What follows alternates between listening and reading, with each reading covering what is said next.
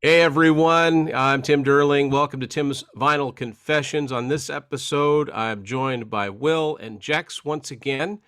This is a by the year show where we're talking about our favorite albums from a particular year. Before we get to that, though, I want to remind everyone that my 8-track book, Unspooled, is still available. All you have to do is message me on whatever forum you use, whether it's Facebook, Twitter, or Instagram, or if you just want to shoot me an email, timsvinylconfessions at gmail.com. Look at these pleased customers here, just loving it. But yeah, thanks to everybody that supported the book, and we do have a limited amount in hardcover, but mostly softcover. But I can give you all the details if you reach out, and we'll get you set up. So on this episode, we are going to go back 45 years to 1977, and we're each going to count down our top 10s from that year. We're not going to, it's not a rating episode like we have been doing it, where we put all of our ratings together. For this one, we're going to do it a little bit differently. We have done one like this before, different ones. So we're going to go through our personal top 10s and see what albums from 1977 come out on top. I'm looking forward to it. Always a lot of variety. Jex brings the variety, Will brings the hot takes, and I'm just here. So we're going to get started. I know that Jex has honorable mentions, as do I. So let's start with Jex. Jex, give us your honorable mentions from 1977. All right, gonna go through these real quick. The first one is a 2-for-1 because this band had 2 albums out in '77. Ramones, album number 2, Leave Home, album number 3, Rocket to Russia. I love them both equally. They could have made my top 10, but got cut. Second one, Elvis Costello, My Aim Is True, debut album, which I haven't listened to all that much, but I love it. I always go back to the song Less Than Zero. Great stuff. And finally, I feel like we'll be hearing from this band along down the line here. This is Cheap Trick, in color and in black and white. Another band that released 2 albums in '77. Their first 2 came out in '77. The self-titled debut also came out in '77. That's right. Yeah. Yep. Yeah, prolific. These bands, the '70s were that period, right? You didn't have to wait long in between albums. So I've got a couple of honorable mentions. The first one, I have to get it out of the way. It bothers me that not only do I not have it on 8-track, because 1977 is kind of the heart of the 8-track era, but I also don't have it on anything besides CD, and I got to fix that. That's a problem. It's AC/DC, Let There Be Rock. And if you're in Australia, this is considered to be their 4th album, I believe. Yeah, their 4th album. But if you're in North America, it's their 2nd. And I'm not going to go into any further. If you're interested, look it up. It's confusing. Also came out with a different cover in Australia, and I have a little print of it here. It just looks like that. So, and a song or two is different. But anyway, yeah, one of the heaviest albums for '77, and it's got some classics on it that they would always do in their shows. Whole Lot of Rosie, probably the most popular song, but the title song, Let There Be Rock, is always a concert staple. It's got Problem Child, Hell Ain't a Bad Place to Be, Dog Eat Dog. It's Bad Boy Boogie. It's a great album, and I need it on just more than this CD. And the other one is debut album from Foreigner. Not a band, in my opinion, known for great albums from start to finish, but this one is. This is a fantastic album. It's got 2 of their signature songs right off the bat, Cold as Ice and Feels Like the First Time. It's also got Long, Long Way from Home. Star Rider is kind of proggy leaning, which is interesting for them. They always do it in concert. Mick Jones sings most of it. Great song. Head Knocker's a great rock tune, as is At War with the World. That's one of the heaviest Foreigner songs. Great album. Didn't quite make my top 10. So now let's get started with the actual top 10. Jex, start us off with Numero 10. All right, Numero 10, number 10 was released. Oh, my number 10 was released on July 7th, 1977. And I'm talking about Styx with The Grand Illusion. I'm not a huge fan of Styx, but I do enjoy this album very much. Probably my favorite of theirs. It starts off with that fanfare of a title track, da da da da da da da, which just has my attention right out of the gate. That's a great song. The album had 2 singles rather. Come Sail Away and Fooling Yourself. Come Sail Away, which still gets extensive radio airplay. And then you know what? I'm not all that tired of it. Not my favorite track on here, but I still dig it. Now, obviously, I wasn't around in 77, but from what I've gathered, it looks as though it wasn't necessarily cool to like Styx. And I've gathered that information from an episode of that 70s show, not the most reliable source, but there is an episode called You Can't Always Get What You Want, where Eric, he wants to get Styx tickets, concert hit tickets for the whole gang. And everyone's like, I don't really like Styx. I don't want to go. And as the episode progresses, you find out that everyone does like Styx and they were afraid to admit it. So that just kind of leads me to wonder, was it not cool to like Styx? So I froze again. Oh, am I back? Just quick. We're good. Okay. I was just going to say a quick comparison would probably be a band like Bon Jovi in the 80s, where they weren't particularly cool. Like they weren't, a Rolling Stone favorite. They weren't a critic's favorite. And with Styx, I've actually heard this statement made that nobody liked them except their fans. Okay. So I guess they were kind of a guilty pleasure band, but a lot of my favorite bands are like that. I really don't care what the cool people thought or the cognoscenti. So yeah, but it is funny that I think, there's a grain of truth to that, because chances are people that worked on that 70s show grew up in the 70s, so they would have had to go through that. And you could just picture, everybody kind of scoffing, and then you see them at the show. Yeah. Yeah. Well, I think the same could be said for Rush in the 80s. Wasn't there a time when it wasn't considered cool to like Rush? Yeah, but in a different way, because with Styx, it was like, they're a pop band. They're not a rock band. It was similar but different. Okay. So that's pretty much all I have to say for my number 10. My favorites are the title track, Grand Illusion, and Miss America, which is another great rocker on here. Will, you're number 10. Now, for this episode, I'm going to have no idea what to do with my hands because I have no physical copy of anything with me. We'll help you out when we can. I believe I own all my list on vinyl, but I don't have it with me, so that means nothing. My number 10 is Aerosmith, Draw the Line. Released December 9th on Columbia. For me, it's a mid-tier Aerosmith album, but it's still a good album. I really like the guitar tones on the album, and Steven Tyler's vocals. Well, what's not to like about Steven Tyler's vocals on most Aerosmith albums? And the artwork, I like the sketched out album cover. It looks like it could be, yeah, exactly. It looks like it could be from the 70s, like just a super cool artwork and simplistic. But yeah, I'll keep it short since it's number 10, but that's what I got.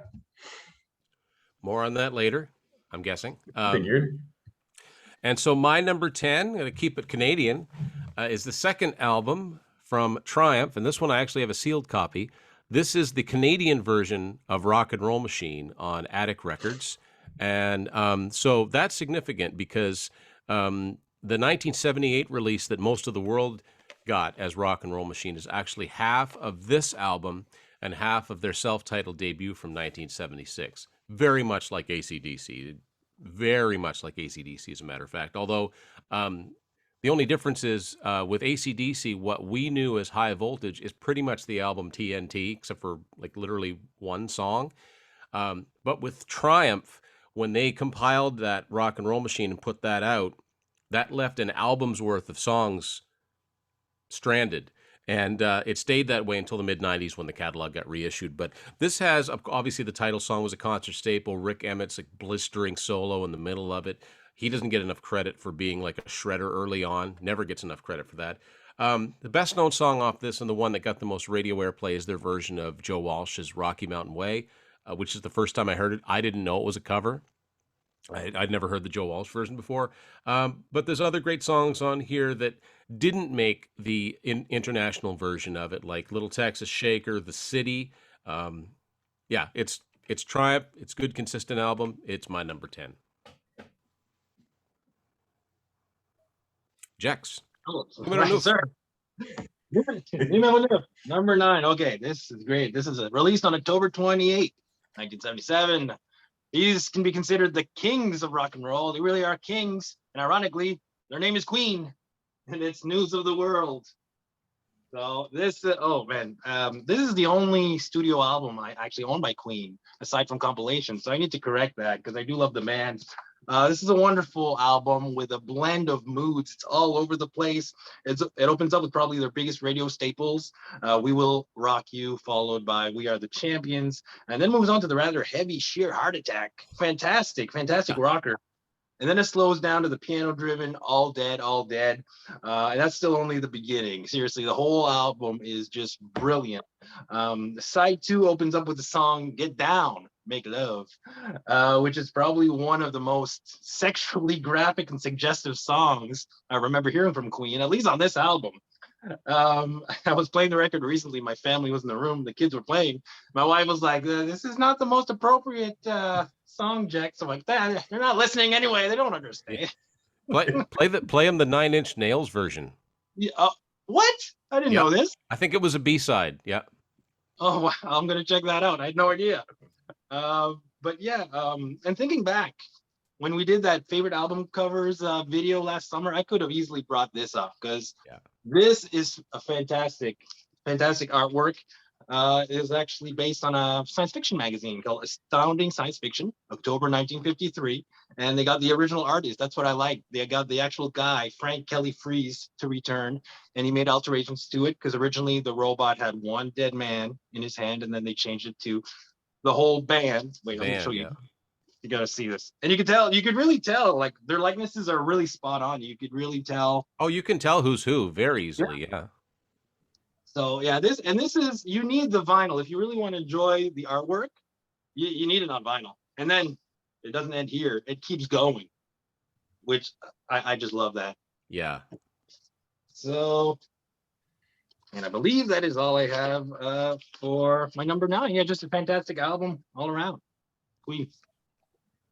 You just got me thinking about. I need to find an old battered copy of that so that I can open up that gatefold and put it on my wall because that just looks so cool. But Yeah. I've got more on that and something cool that goes along with it coming up. So, Will, you're number 9. Number 9. As far as I know, this is a PVC first for this artist. Interesting. Released December 6th. Jackson Browne, Running on Empty. Yeah. Big fan of this album. Not a big Jackson Browne fan. This album, though, amazing. Like, I got introduced to them, or to him, I think it was my first year at university, so 3 years ago. Listened to the album, did not have high hopes. Absolutely loved it. Something about it. It's his 5th studio album, self-produced. Now, I'm not very knowledgeable on Jackson Browne, so I do have notes. So this album featured songs themed around life on the road, and it was either recorded live on stage or in locations around being touring. So live on stage, backstage, on a tour bus, in hotel rooms, and that's how the album was recorded. Reached number 3 on the Billboard pop charts. Not really pop by today's standards. It would be more of the rock section, and it lasted on the charts for 65 weeks. Running on Empty, the single, peaked at 11. And other great songs, Shaky Town, You Love the Thunder. I don't know, something about this album. I love it the whole way through. The artwork's cool. I have it on vinyl, not with me. But yeah, that's my number 9. That is a first. Yeah. Cool. Leave it to Will. Leave it to Will or Jax. Okay, so my number 9 is Draw the Line by Aerosmith. Yeah, the cover art was done by a guy named Al Hirschfield. Now, I don't know if I should have looked this up. I don't know if he drew for Mad Magazine, but that's what I think of when I see it. I think of Mad or Cracked. It's very 70s. And I think he captured, again, like the Queen, you can tell exactly who each of them are. Like, it's really obvious. I mean, the caricatures are just spot on. Title song is amazing. Kings and Queens, they're kind of proggy epic. It's got Bright Light Fright, which is a fast little song that Joe Perry sings that I really like. Sight for Sore Eyes is a good funky one. Get It Up's another good funky one. I Want to Know Why is catchy. Critical Mass is just a weird song, but I really, really like it. Now, my criticism of this album has always been the production, because I think that Rocks, the one that came out right before it, is one of the best produced albums of the 70s. This sounds like a demo, but reading, if you've ever read their autobiography, Walk This Way, and the shape they were in, and their producer Jack Douglas was in, it's a wonder they're alive. Nevermind got an album out. Nevermind got an album out with songs this good. I just don't think the production is very good on it. It's like, it's all high end, but good songs. And, you know, I think maybe it might be a little bit of the And Justice for All thing, was like you wish that there was a different sound of it, but then if you ever heard it, you'd be like, yeah, I still think I prefer the original because it's what you're used to. So that is my number 9. Number 8 for Jex. All right, number 8. I forgot to write down the date for this one. So I don't know when it came out, but let's just say it was sometime in 1977. And actually, Tim was here with me when I picked this one up last time we hung out. It's an album called Marquee Moon by Television. And I just love this album. I still don't know how to describe it. It's early new wave. All I can say is if you like bands like Talking Heads, maybe even Joy Division, you're probably going to like the vibe of this album. Very mellow and groovy. I don't know how to describe it. All I can say is listen to it. It's some great stuff. I love the opening track, which is called See No Evil, probably my favorite track on here. Venus, Friction, amazing songs. I want to show, before I wrap up, I'm going to make it quick for this one, but I want to show the CD. This is a Rhino reissue, and they always do a great job replicating the old labels. Oh, nice. That's an old Elektra record label. Right. So I've got a lot of Queen albums that look like that. I was going to say, if I were to pull out my Queen record right now, it would most likely look like this. Yeah, Rhino does a great job when they do their reissues. Yeah, no, for sure. So yeah, I'm going to keep it short for this one. All I can say is check it out. If you haven't heard of Television or this album, Marquee Moon, I don't even know if they have many other albums because I haven't heard. They only had 2. I think there were only 2. Right. I think you're right. Yeah, it's not a really well-known band, but I love them. And that's all I'm going to say about that. My number 8, Television. Will, number 8. My number 8, another band that's not on TVC too often. Released in May. I don't have the date. It was released in May. So Wikipedia says. On Capitol, Steve Miller Band, Book of Dreams. It's just a great album. I say it's like rare on TVC. I'm not a massive Steve Miller Band fan, but this is a really good album. Yeah. Singles were Jet Airliner, classic song, Jungle Love, Swingtown. It's their 10th studio album, the follow-up to Fly Like an Eagle. Came out in 76. Check out that episode. That's up here. That's on the channel. This is probably the second time Steve Miller's been mentioned. It's the second time. But check that episode out. But yeah, Book of Dreams. I'll keep it short again. Really good album, and that is my number 8.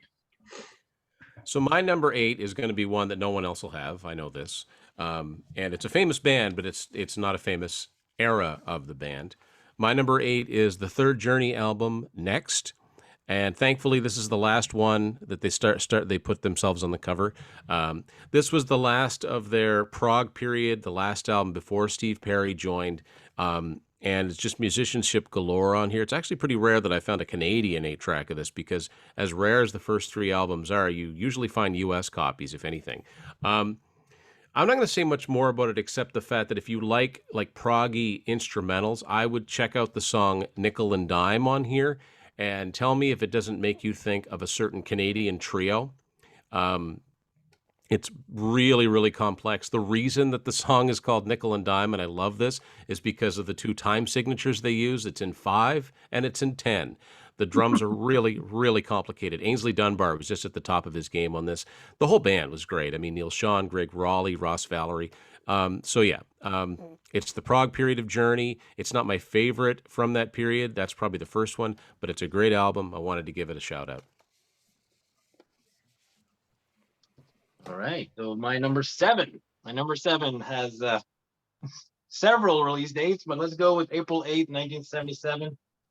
And it's the self-titled debut by The Clash. Now this has many complications, which I'll get to. And this is one much like the Ramones. I used to listen to these guys in high school, in my teen years, and I still do. They're one of the few. I just love them. I love the early punk period, the early pop punk, whatever you want to call it. I love this stuff. And it's a very solid album. And much like we discussed in 1976 and AC/DC, as Tim was saying, their discography is kind of shifted depending on where you're looking. So internationally, this was released in 77, but in America, in the US only, this was released in 79, 2 years later, with a really changed up song track listing rather. And I think America in 77, they didn't find it to be that radio friendly. But let's not forget, there's a track on here called I'm So Bored with the USA.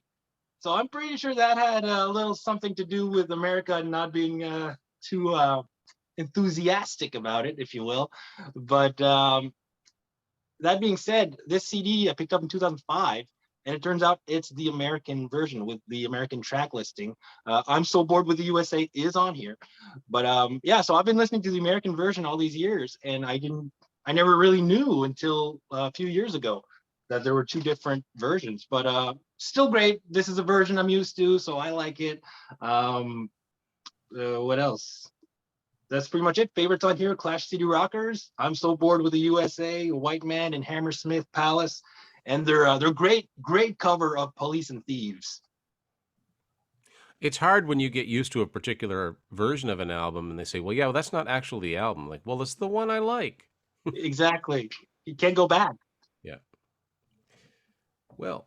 So my number 7, a huge album from 1977, kind of making a comeback in the last, like this year and the last year, Fleetwood Mac, Rumors. I figured that's the one you were talking about. Yeah, released February 4th on Warner Brothers. And I say making a comeback, I don't know, these internet trends. Everyone seems to know these classic Fleetwood Mac songs. I'm all about it because I do love them. But I don't think people realize they're from the 70s. Topped the Billboard 100. Obviously, you have Go Your Own Way. That's probably their most well-known song. At least when I was getting into them, that's the only song I knew. Dreams topped at number 1. Don't Stop and You Make Love and Fun were also top 10. I have 40 million worldwide. I think that's pretty close. I know it was a massive album. Two of my favorite songs, The Chain, Gold Dust Woman. Great album from start to finish. Secondhand News, the album opener, also a great song. But yeah, that is my number 7. Wish I could put it higher because it's just that good, but that's where it has to stay. Well, I mean, there's a lot of good albums released this year, so they all have to slot in somewhere. My number 7 is another Canadian one, band that I've gotten into heavily over the last few years, even though I've been a fan of its lead singer for much longer than that. I'm talking about Max Webster, and I believe Will found this 8-track for me. An album, High Class and Borrowed Shoes. Now, one of the things I think that kept them from really breaking big is, look at this. I mean, man, like, anyway. But the title song is incredible. Diamonds, Diamonds is a slow ballad that gets a lot of radio airplay. Actually, there's just been not too long ago that Kim Mitchell did a version of that with the Bare Naked Ladies. So that song is kind of an evergreen one. Heavy stuff on here, In Context of the Moon, Oh War, one of the earliest albums that I think I've heard that drops an F-bomb, and it's in the song Oh War. America's Veins, another heavy one. Gravity is a fun, quirky one. Fun and quirky are the operative terms here when you're dealing with Max Webster. They were on Anthem Records in Canada, as were Rush, very closely tied to that band, toured with them a lot. And, of course, Kim Mitchell went on to a successful solo career. But this is generally considered to be their best album, and for me, it finishes the year at number 7 for me. So now we're on to Jexa Numero 6. Numero 6. So released on the 13th of May, 1977. And this is album number 3 for Love 'Em or Hate 'Em, Ted Nugent. This is Cat Scratch Fever. There's another example of a gatefold that you don't get this on the CD or cassette. Yeah, like I mentioned before, I like his music. I like Ted Nugent's music. That's it. So what can I say about this? This would mark the return of rhythm guitarist and lead vocalist Derek St. Holmes, which had left during the recording of their second album, Free for All. And Meatloaf actually stepped in and would record, I think, is it like 8 of the 10 songs? A big chunk of them anyway. And it's a great album. I like that album with Meatloaf. But he's back, and I guess they made amends. Ted Nugent and him made amends, and it's a really solid album. I'm a bit tired of the title track, Cat Scratch Fever. You hear that one all the time. But still overall a good album. Favorites on here for me include Death by Misadventure, Sweet Sally, which is one of the 3 songs that Nugent sings on, and 1,000 Knives and Out of Control. So that's all I'm gonna say. Not my favorite Ted Nugent, but still a great album. Those gatefolds that open and Queen and News of the World is another one. I find them awkward when they open vertically like that. Yeah. I don't know how else they do it, but it's just one of those things, right? Yeah. That's a cool live shot. Yeah, Derek St. Holmes is like one of those effortlessly great vocalists, and he's been in and out of Nugent's band for years and years and years. I think they attract and repel each other a lot. Yeah. All right, Will, take it away. Number 6, one of the coolest bands from the 70s, Styx. Just kidding. But yeah, it is my number 6 album. Yeah. Styx, The Grand Illusion. And very similar to what Jack said. This is the only Styx album I probably love from start to finish, from what I've heard. Except their album that was released in like 2015, 2016. Not their newest one, but the one before that. Also love that album. Yep. But yeah, Jack's already covered the singles and all that. We even have very similar favorites, the title track and Miss America, great songs. Castle Walls, also love that song. The album cover is pretty fun, not cool, but it's fun.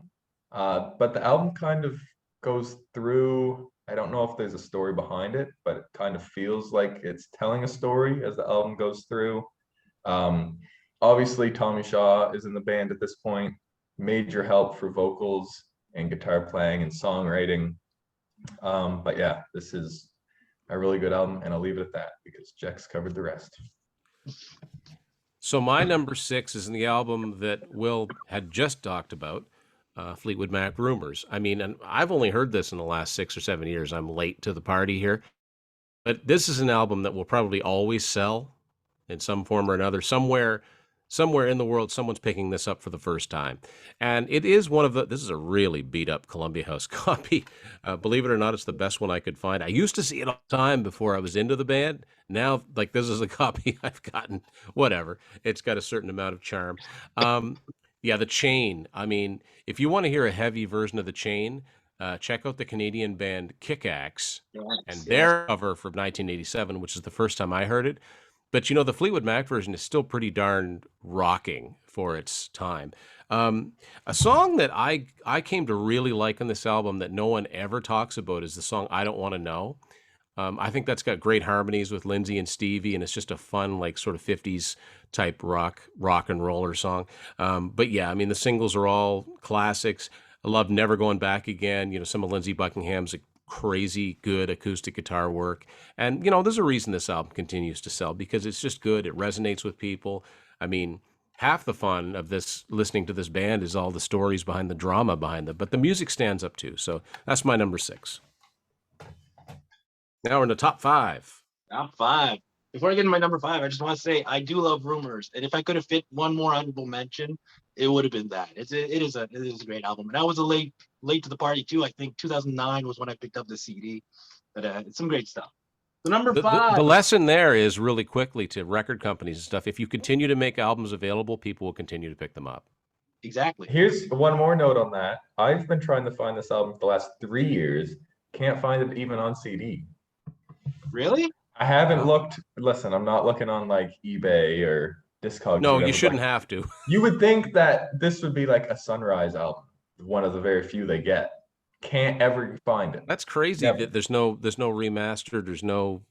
Yeah. They must just be low on Unless stock. you want to buy like the $60 remaster, which I don't. I bought this CD about 6 years ago at Walmart for $10, just your standard plain Jane version, right? Yeah, But, and that's what you should be able to find. Jax and I did an entire episode on how CDs are disappearing from store shelves, so don't get me started. All right, top 5. Here we go. December 9th. This one's been covered already.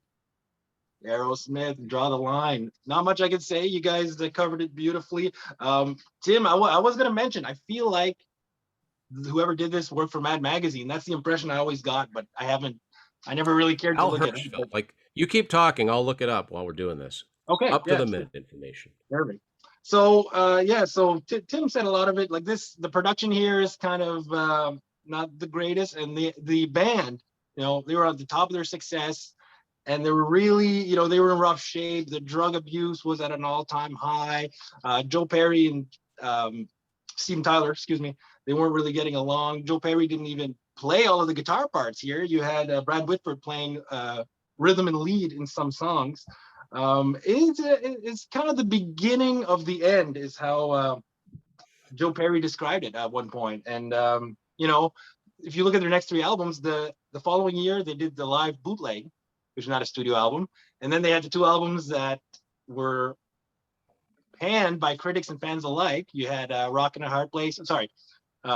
Night in the Ruts, Rock in a Hard Place, which I love both of those. I know Tim does too, but they weren't really well received. So they're kind of going for a while, but then obviously, as we know, as history is told, they picked up again. But this is considered the beginning of the end. I still think it's a great album. I love the songs on here. My favorites are Get It Up, Bright Light Fright with Joe Perry on lead vocals, the massive hit Kings and Queens, which I always forget. I'm used to the version on Classics Live, which I've listened to a lot more, which is faster. It is so much faster. And then when I listen to this, I'm like, oh, it's so slow. I thought you were going to say the version that's on Greatest Hits, which is heavily edited. Oh, it doesn't even have the intro on that. You know how it starts out with the dun, dun, dun, dun, dun, dun, dun. Yeah. They don't even have that. It's great. So Al Hirschfeld, real quick, I just looked it up. Not Mad Magazine that I can see. He was mostly known for the New York Times. He passed away in 2003, but he was well known for his caricatures. Okay, well that makes sense. This looks like a newspaper. Probably did a lot of political ads with exaggerated people's features and stuff. Yeah, I believe it. So yeah, that's all I have to say. My number 5. Oh, Sight for Sore Eyes is another killer track. Yeah. All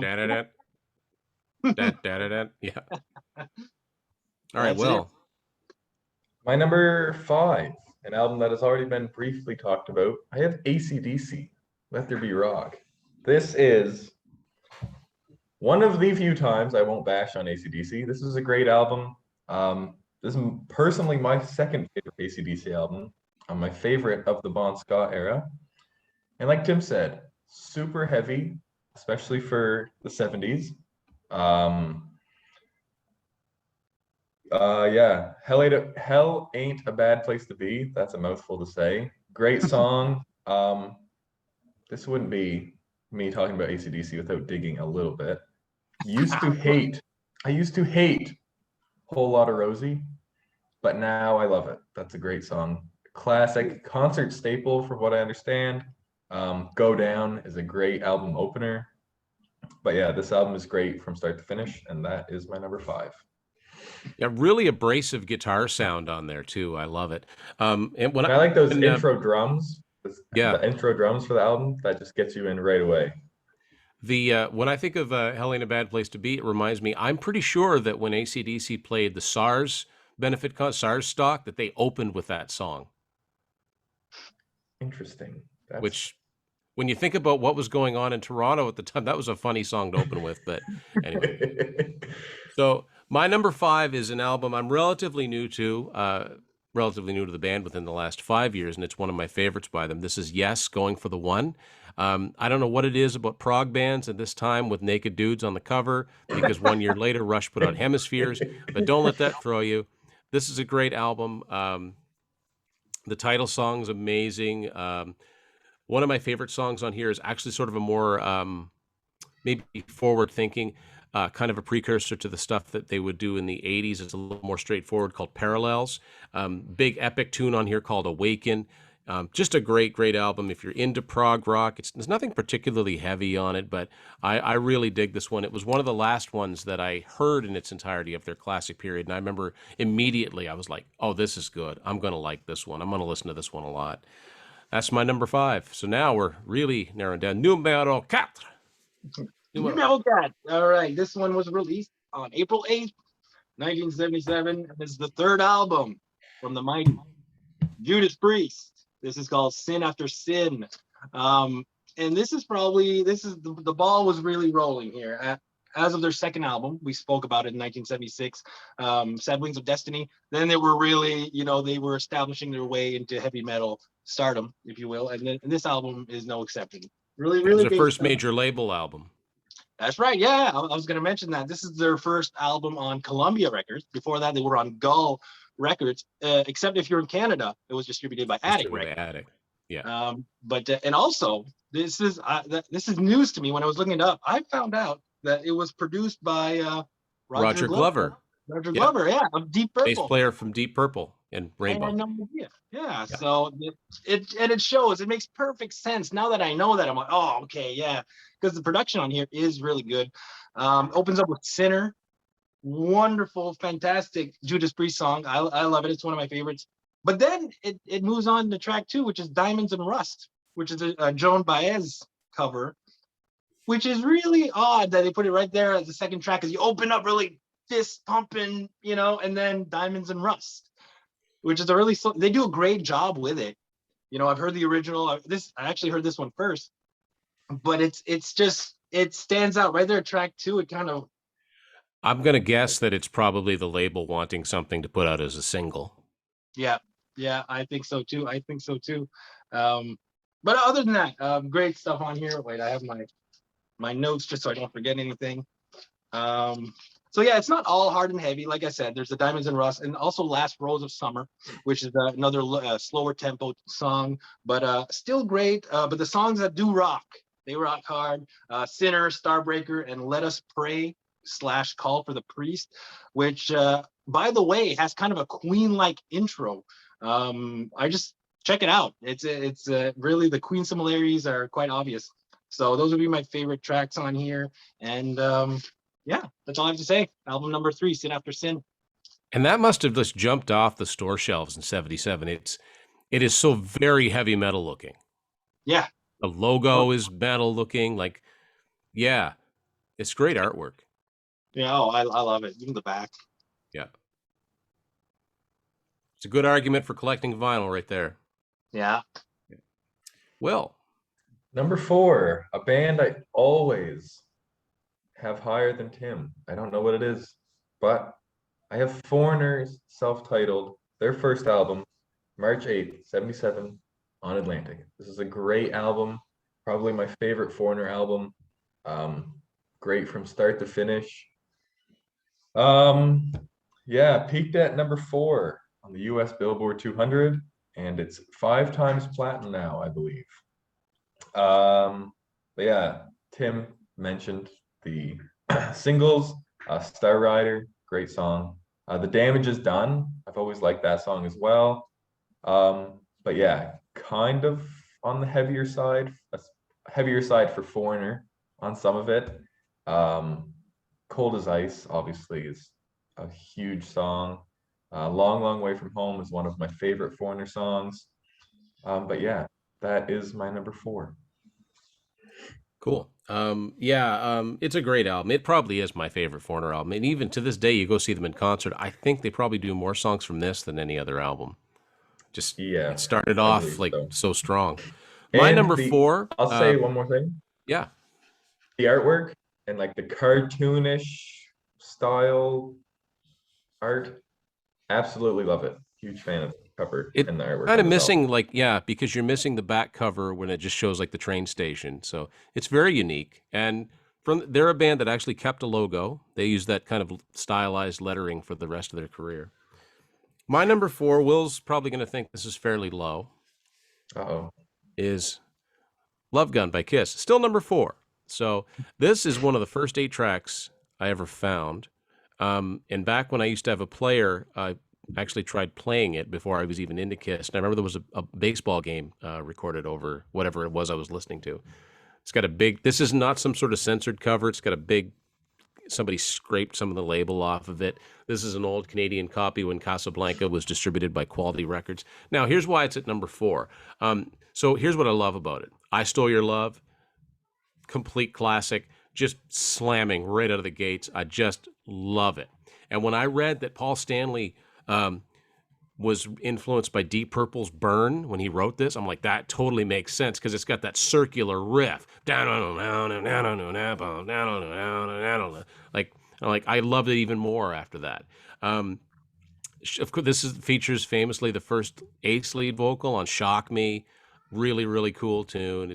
I don't get tired of it. The title song is just massively, wonderfully put together. It's one of my favorite songs, and it's so majestic and powerful sounding that you almost overlook what it's about in the title.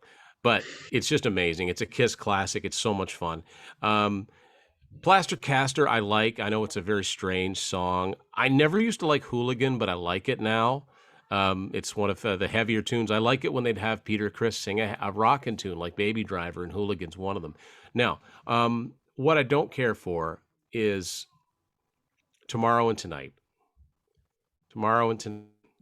We're going to rock all day. We're going to roll all night.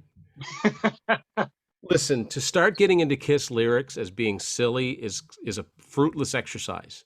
But for some reason, that one hits me as just extra silly, and I've never cared for that song.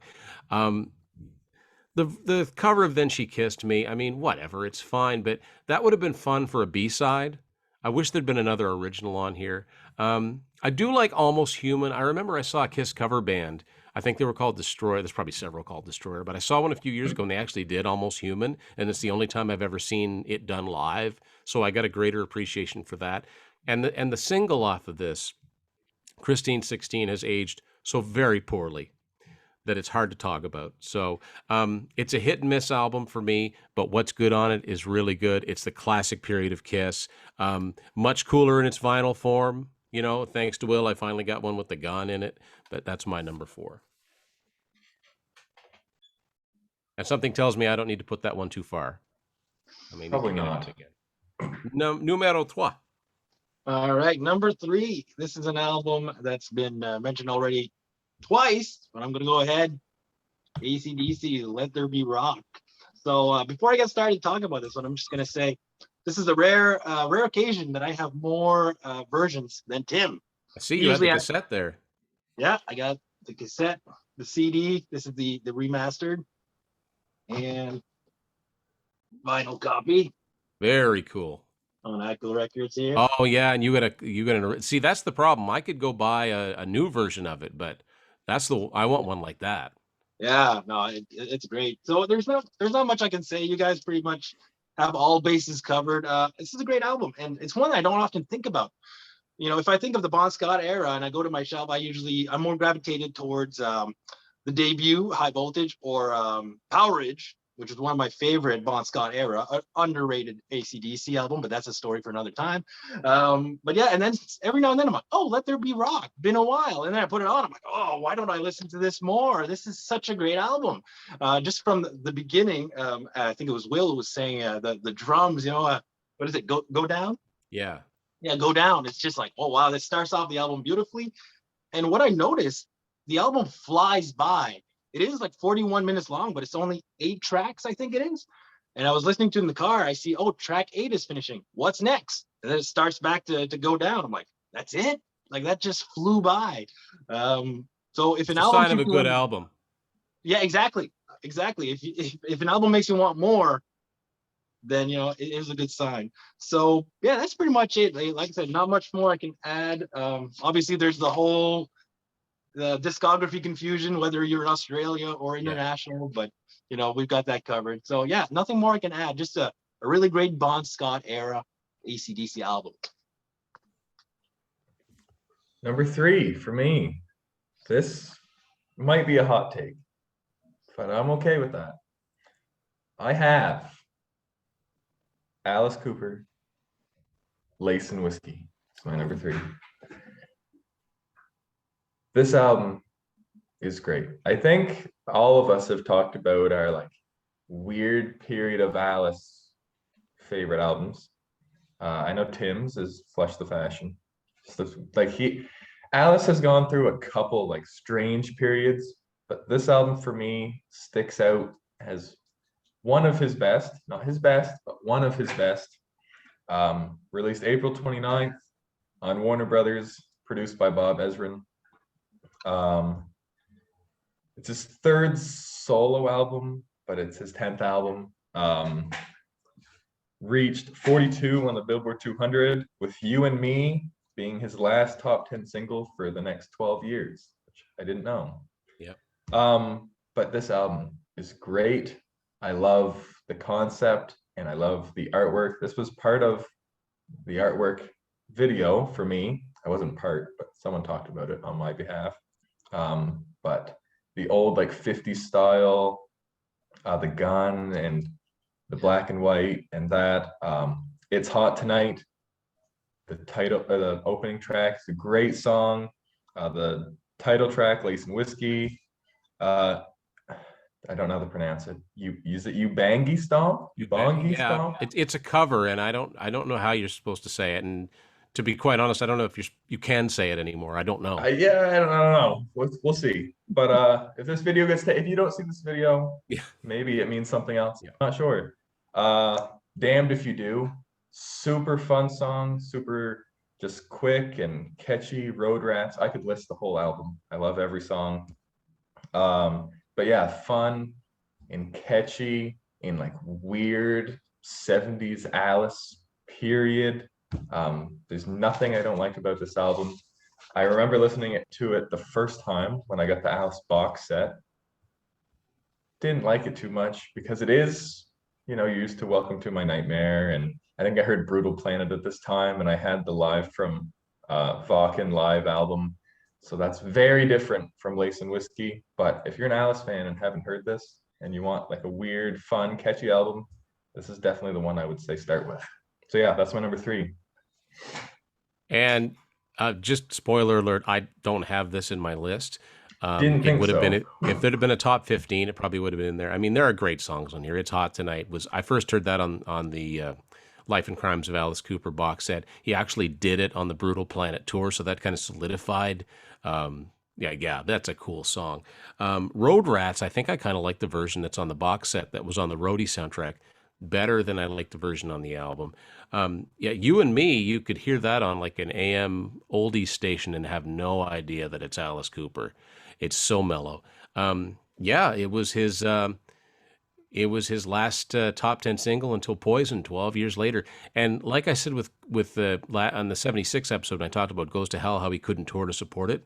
Again, this album didn't even reach the top 40, even though he had a top 10 single. So there was a real disconnect at this time. And unfortunately, it just led to those peaks and valleys where sometimes he's popular, sometimes he's not. But he's never phoned in an album. This just isn't particularly one of my favorites, but still worthy. And I do love the cover art's great. I think it was me that mentioned that, with the little paperback and the whole detective thing. And he was trying a new image. It didn't really work, but he was trying. You saying Alice honing in an album? He catches me as like one of the artists that just doesn't care. He releases albums because he likes to. Yeah. He's still releasing albums. He has 2 more in the works. Yeah. Like he's just making music, doing what he wants to. Not that he was probably in the greatest shape at this time, but just enjoying what he does and releasing what he likes. And I think release albums. I think one of the differences between Alice and a lot of his contemporaries is that you don't have 4 or 5 other band members that, you don't have to herd cats to get everybody on the same page. That's why some of these older bands take so friggin' long in between albums. Alice does what he wants. He calls the shots. He's the guy. Oh, this person's not ready. I'll hire somebody else. So yeah, and has multiple. He is like his live band and then a studio band, or a bunch of studio guys. But he's also in the studio with his live band. So he's just wants to do stuff because he likes to do it. So my number 3 is one of my favorite bands. We're going to get a little proggy here. This is Kansas Point of No Return, the 5th album, 1977. I mean, I love this. It doesn't show up as well as a vinyl would, but I love this cover artwork. It's some of my favorites. The ship going off the edge of the world. It's the whole thing, the whole concept. And it is spelled, on purpose, Point of No, KNOW Return. That's what the title song's kind of about. It's, of course, the big song off of here was Dust in the Wind, the second of their two signature songs. But this is a fantastic album. Portrait, He Knew, is a great song, which is actually written about Albert Einstein. I think it was written about Albert Einstein. I could be wrong about that. It was written about somebody. Lightning's Hand is kind of a cool, heavy one. There's a cool instrumental on here called The Spider. It's a great. Paradox is a concert staple for them. It's a great Kansas album. It's fairly easy to find. I've had about 3 copies of this on 8-track over the years. So this one and the one before it left Overture, you can, if you're starting an 8-track collection, these are good ones you're likely to find out there in the wild. All right, now we're at number 2, Jex. All right, my number 2. So this one has been mentioned briefly also. Released on June 30th, 1977. The Mighty Kiss with Love Gun. Now, there's my vinyl copy. Now, we all have notes, right? And this never happens, but I'm going to show you real quick. These are my notes for Love Gun, a whole page. Oh, wow. But I'm going to go through them quickly. A lot has been mentioned by Tim. But yeah, this is the 6th album. And this is a period where they could do no wrong, right? They were on the top of their game. This is before, the solo albums and Dynasty, and then, Unmasked, and they started to, like Aerosmith earlier, they kind of had their moment of decline, if you will, but they were still on the top of their game. And this really showcases that. And in terms of songwriting, performing, musicianship, it's really, they're at their best here. And the best opener for Kiss, Tim said it, I'm 100% in agreement. I Stole Your Love. It's just, that needle drops on the record and you're just like, whoa. And it's just like, I can't not think of that scene from the movie Detroit Rock City. I was going to say, yep. Remember that the mom, she takes out a record. She thinks it's the Carpenters. It's not. It's Love Gun. She puts it on the turntable. She's just shocked. And I love the fact that right before the opening credits, and this is actually correct, they flip the record over, and it's Love Gun, because that is the first song on side 2. I love that. Was a nice touch in that movie. So that's correct. That would be the first thing you'd hear if you flip the record over. Yeah, and that's attention to detail. Yeah. And it's great. So the album quickly moves on to Christine 16, which is, in my opinion, the worst song on here. Tim kind of mentioned it. It hasn't aged well. The expression "ages like a fish" comes to mind. It's worse. It's the worst, both in terms of music, musically and lyrically. Musically with that piano, ding, ding, ding, ding, ding, ding. I hate that. Gene's spoken part. Oh, it's cringe. I don't usually say things like this to girls. Well, when I saw you coming out of school that day. It's so bad. I hate that. It's like, an artist could never get away with that kind of lyrics today. Really, it's one of those things where, I love the band. I love Jane, despite it all. I wish that one had stayed on the cutting room floor. I really do. Yes. Like, at what point was this okay? Was this okay in the 70s? Anyway, I digress. She's been around, but she's young and clean. So yeah, speaking of cringeworthy songs, Plastercaster, which Tim mentioned, which I don't know how explicit I can get before I get censored. No, I'm just kidding. There's a story. There's actually a documentary, because it was based on a groupie called Cynthia Plastercaster. Yeah. She has her own documentary released in 2001. I'll leave it at that. If you want to know what she was an artist. Yes. She was an artist. Exactly. And now. So yeah, otherwise it's a great album. Okay, Ace Frehley shocked me again. Tim mentioned it. I love it. Everything about it. His guitar playing, his singing. This is where we found out, hey, Ace is a good vocalist. Almost Human, which I had kind of forgotten about. I was re-listening to it, and at first I thought, this sounds like Watching You, but that's on Hotter Than Hell. I'm like, why is this on here? And then I realized, it's Almost Human. But at the beginning, it kind of sounds alike, even the lyrics.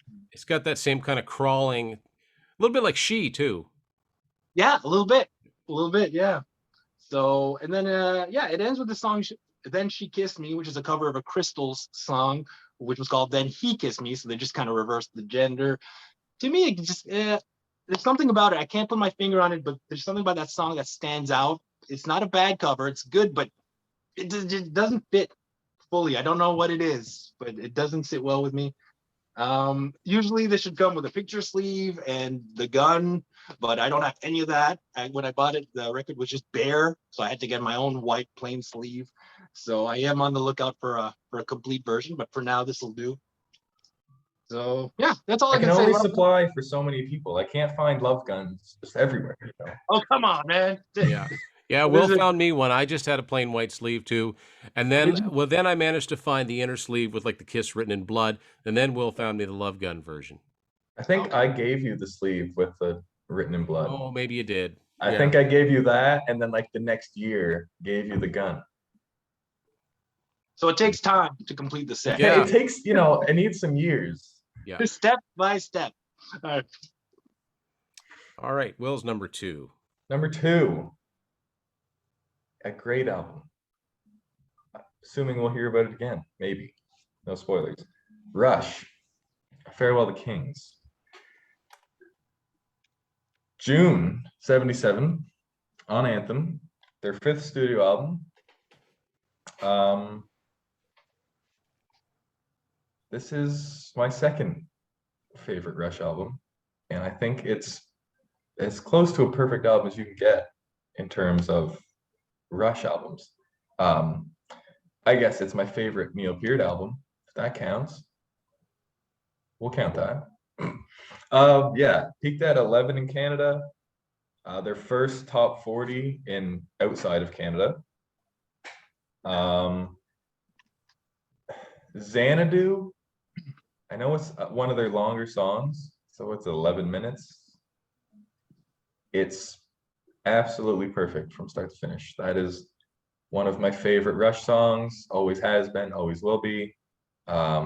Closer to the Heart is obviously a Rush classic. Cinderella Man, also a big fan of that song. But yeah, the artwork is cool. If you get it, I didn't really know what it was until I found the vinyl. But yeah, the artwork's really cool, and I'll leave it there because I'm sure we'll hear more. So that's my number 2, Rush, Farewell to Kings. So my number 2 album is one that's already been mentioned. It is Queen, News of the World. One of my favorite Queen albums, definitely. I have to start this off with track 3 because I never voluntarily play We Will Rock You or We Are the Champions. I don't need to. I think it's great that, there's something to be said when a band gets a song or songs that are so big. They're bigger than the band. There are people out there that aren't into music, say they're just into sports. They know those songs. They might not even know who the band is. That's when you've really broken through to pop culture, like when you could do something like that. And that's what they did. But I would hate to think somebody wouldn't listen to this album that maybe just has, one of the greatest hits or classic Queen or something like that because of that. Because like you said, this album is full of great songs. It's a little more raw than their previous albums. It's not quite so over the top produced. This is one of the albums they produced by themselves with their engineer, Mike Stone. Get Down, Make Love is a heavy, kind of odd one. I love Fight from the Inside that Roger Taylor sings. That's a funky song, and it's really, really cool. He actually, when Roger does songs on the album, if you look at the credits, a lot of times he does everything. He plays the drums, he plays the guitar, he plays the bass, and he sings. And he's got that cool, raspy vocal and Sheer Heart Attack. I mean, that's one of the heaviest songs in 1977 by anybody. I mean, it's like a heavy punk song. I even like that annoying that happens right before his big rototom fill. I love the whole thing. I crank it up loud. Yeah, listen to that. But people be like, what is he listening to? Sleeping on the Sidewalk is weird. That's one Brian May wrote and sang. It sounds nothing like Queen. It sounds like ZZ Top. It's so cool that just for that one moment, there aren't a lot of Queen songs that you can't immediately identify as Queen. You could play that. And maybe if you're really listening to the melodies, but I don't think you'd make that comparison. It's kind of all by itself. I really like It's Late. That's a slow, heavy one that goes into a fast section at the end. Yeah, it's one of my favorite Queen albums for sure. And it's the only one, I brought more props, that I have as one of these pop figurine dioramas. Really all it is the robot. But I saw this at Sunrise and I said, I got to get this. Yeah. I can't not get this. So yeah, that's the only thing I have that's like this, but it's really, really cool. And I can't really talk about it without mentioning Family Guy, because there's that one episode where Stewie is terrified of that album cover, like terrified of it. And there's a good clip on YouTube that just has the clips on that episode that deal with that, and it's just really funny because he sees the robot everywhere, and of course Brian teases him about it. Um, and my favorite thing, and I've mentioned this before, is that someone asked Seth MacFarlane, I think it was on Reddit, that said, "Okay, I have to know, did you or someone in your family have an irrational fear of the News of the World album cover as a kid?" And he just responded, "Oh, yes." So yeah, and yeah, compare, like Jack said, compare the original Frank Kelly Freeze with what they did with that. It's just really cool. I love that. I've often thought about trying to find the original book that was on, but it's probably expensive. So yeah, that'd be a cool companion piece to it. So now the big ones from 1977, our number ones. Jax, what have you got for us? All right. Well, this has been mentioned already. It's just undeniable. This has to be my number one. I knew it from the start. Farewell to Kings, Rush. Yeah, fantastic album. Again, Will, I think he covered all the bases of what I was going to say. It's just from start to finish. It's a progressive masterpiece. That's the best way I can describe this album, a masterpiece. It's their fifth studio album. There's not a dull moment on here. Not 1 second is wasted. Everything, even from like the silences to the birds chirping, everything fit, everything works. Like they knew what they were doing. Everything was done for a reason, and it just works. Track one, the title track, it opens up with a nice, peaceful, calm intro before kicking it to full gear, and then it's followed by the epic Xanadu.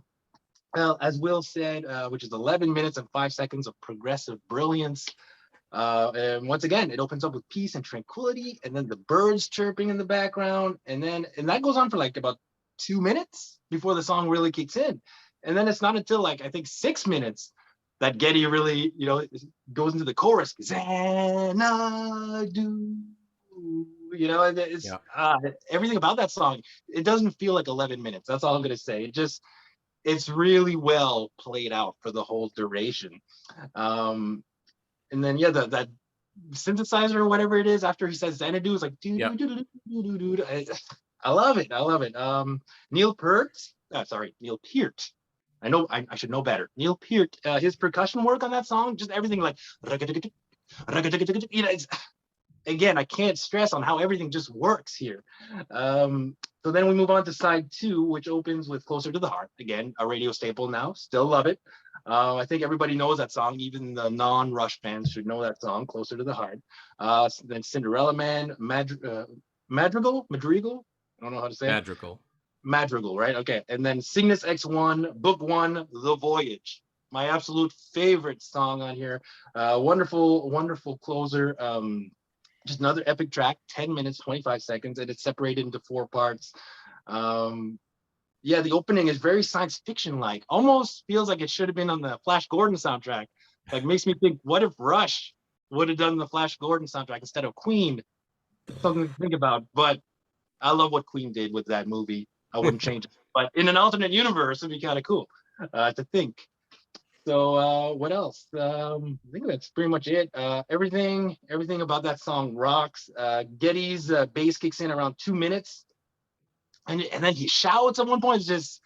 It's really progressive all around. And yeah, everybody here: Geddy Lee, Neil Peart, Alex Lifeson. They all do a great job. They're all experimenting with new instruments they weren't used to, and you can't even tell because it feels like they're just doing it flawlessly.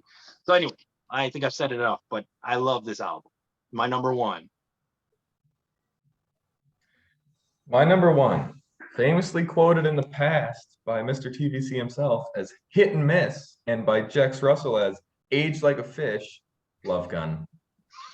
I did not expect you guys to trash on a top 5 Kiss album No as much trashing. as you did. No, we're just talking about one song in particular. No, Yeah. you were talking about Oh, Christine 16, Tomorrow and Tonight, Then She Kissed Me, you know. hey, Listen, Will, how's it feel? I'm not very good. I can put it, especially for this It's album. just it's all our opinions. This is such a great album in my opinion, from start to It is a finish. great album. Yes, it There's is. It was not, my number 4. My yes, number but two. there's nothing I don't like. I have nothing bad to say about this album. Nothing. This, the cover is probably my least favorite song, but least favorite can still be great. Tomorrow and Tonight, that's just a fun, catchy track to me.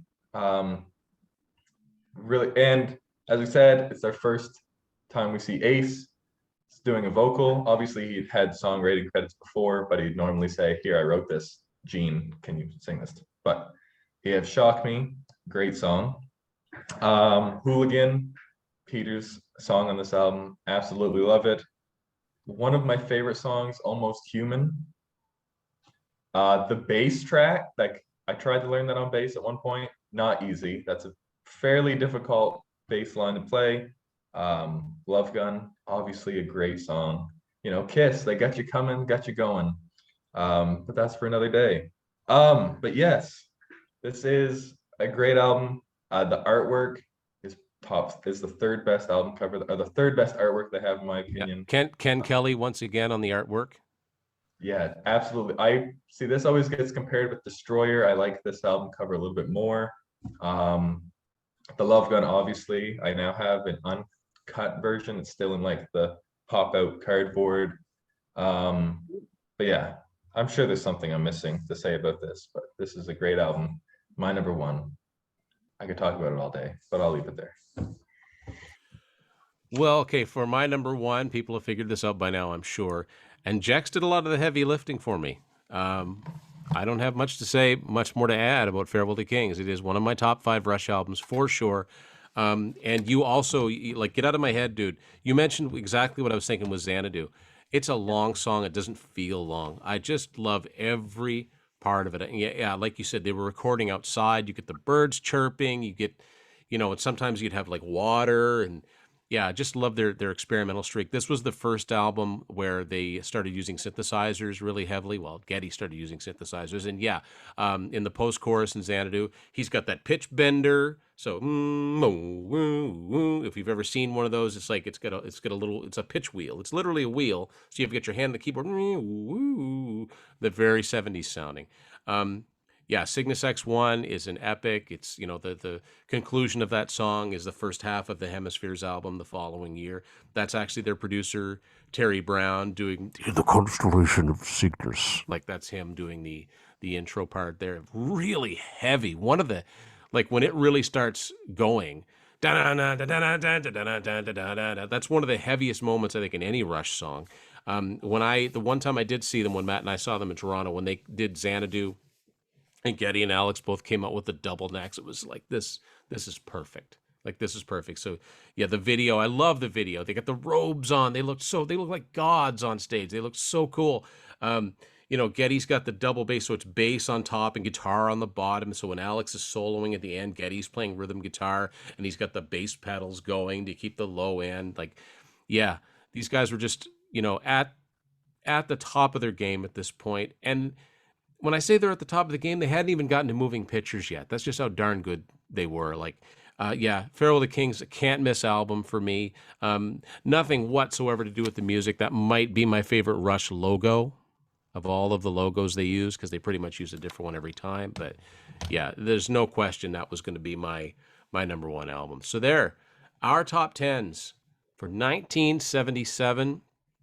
I'm sure we've missed some. I mean, we only did 10. There's a lot more that we could have mentioned. What did we miss out there? Let us know in the comments. This is just all of our opinions. And Will, Jax, thanks once again for sitting in. There will be more by the year episodes throughout this year.